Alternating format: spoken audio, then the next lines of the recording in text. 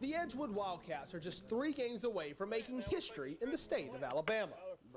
With 3 more victories, the Wildcats would break the 1994 to 1997 Clay County Panthers record of 55 consecutive victories. But the streak is the last thing on the team's mind.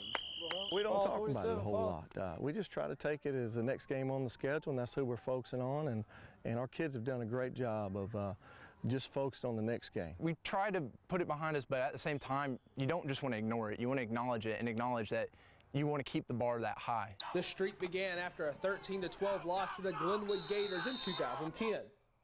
Edgewood was mourning the loss of senior Mallory Garman, who was killed in a car wreck earlier that week.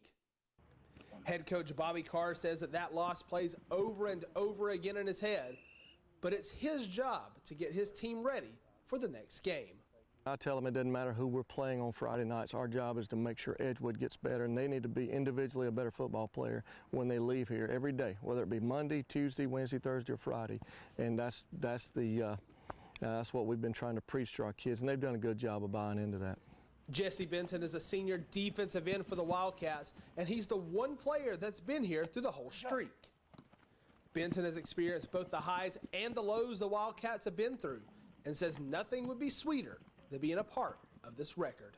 If we break the record, I want to be able to tell my kids and so on and so forth. That personally is one of the biggest accomplishments I have, because I have 4 rings at home, and setting the state record in wins, that's a big deal to me and to my family. And while the record would be a great addition to this already impressive team, the ultimate goal is hoisting another trophy in the middle of Veterans Memorial Stadium.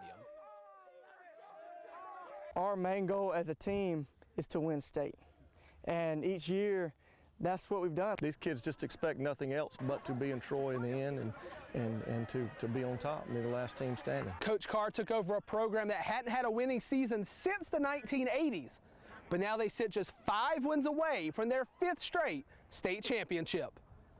In Millbrook, Justin McNally, WSFA 12 Sports.